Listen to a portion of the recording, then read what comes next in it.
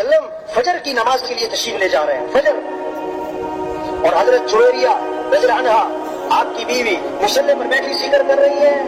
اس کا مطلب کیا ہوا کہ جب آپ فجر پڑھنے جاؤ تو بیوی کہاں پر ہو کہ مصلی پر ہو؟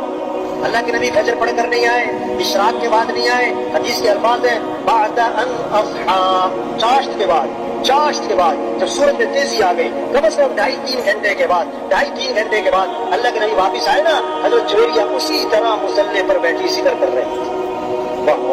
اتنا لمبا ذکر یہ کب ہو سکتا ہے؟ جب اللہ سے تعلق ہو، اللہ سے محبت ہو، اور اللہ سے محبت ہو، اللہ کی عظمت ہو، پھر اللہ کا نام لینے میں مزہ آئے گا، پھر حلاوت ہوگی، لذت ہوگی، پھر وقت کا احساس نہیں ہوگا۔ اللہ کے نبی نے پوچھا، دریا فرمایا جویریہ میں جب سے گیا ہوں اس وقت سے اب تک تم ذکر کر رہی ہو؟ جواب دیا جی ہاں حضور، میں اس وقت سے اب تک ذکر کر رہی ہوں۔ اتنا لمبا ذکر؟ اچھا اللہ کے نبی کو بتا تھا ہم جیسوں نے بھی آنا ہے، ہم نے اتنا لمبا ذکر کوئی نہیں کرنا۔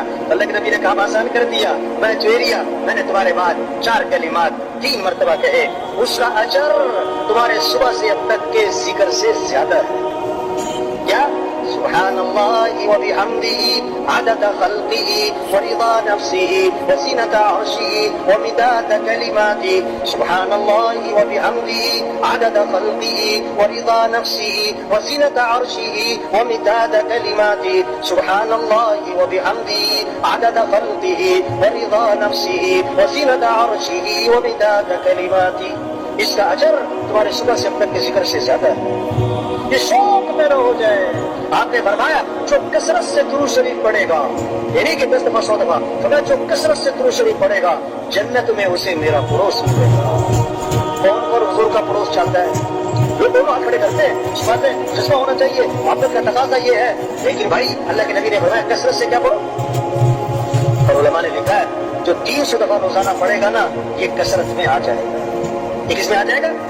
اب چھوٹا سا درود شریف بتاؤں آپ کو، چھوٹا سا، صلی اللہ علی النبی الامی، صلی اللہ علی النبی الامی، صلی اللہ علی النبی الامی۔ جیسے گلاب جامن کھاتے ہوئے مزہ آتا ہے، گلاب جامن کا نام سن کے منہ میں کیا آتا ہے؟ پانی آتا ہے، تو درود شریف پڑھتے ہوئے کیا ہے؟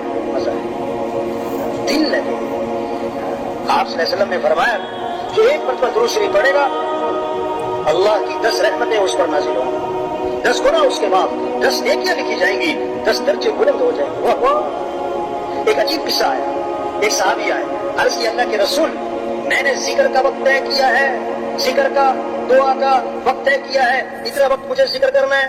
جیسے آج وقت ہوتا ہے نا، یہ میرے گھر کا وقت، یہ میرے فلاں کا وقت، یہ جم کا وقت، یہ کلب کا وقت، یہ کھیل کا وقت۔ ٹھیک ہے بھائی، ذکر کا وقت بھی تو ہو، تلاوت کا وقت بھی تو ہو، مسجد کا وقت بھی تو ہو، قرآن کا وقت بھی تو ہو، تبلیغ کا وقت بھی تو ہو۔ حضور میں نے ذکر کا وقت طے کیا ہے، اس میں سے کتنا وقت میں درود شریف کو دے دوں؟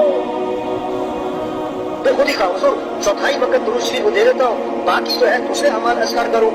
آپ نے فرمایا ٹھیک ہے لیکن درود شریف زیادہ کر لو تو بہتر ہے۔ ایسے حضور 1/3 وقت درود شریف کو دیتا ہوں، باقی 2/3 دوسرے اعمال۔ میں ٹھیک ہے لیکن درود شریف زیادہ کر لو تو بہتر ہے۔ اچھا میں آدھا وقت درود شریف کو دیتا ہوں، آدھا وقت باقی اذکار۔ فرمایا ٹھیک ہے لیکن درود شریف اور زیادہ کر لو تو بہتر ہے۔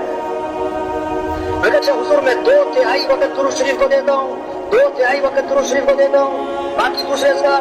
آپ نے فرمایا ٹھیک ہے لیکن درود شریف اور زیادہ کر لو تو بہتر ہے۔ میں کہا اچھا پھر میں ایسا کرتا ہوں میں سارا وقت درود شریف کو دیتا ہوں، میں درود شریف ہی پڑھتا رہوں گا۔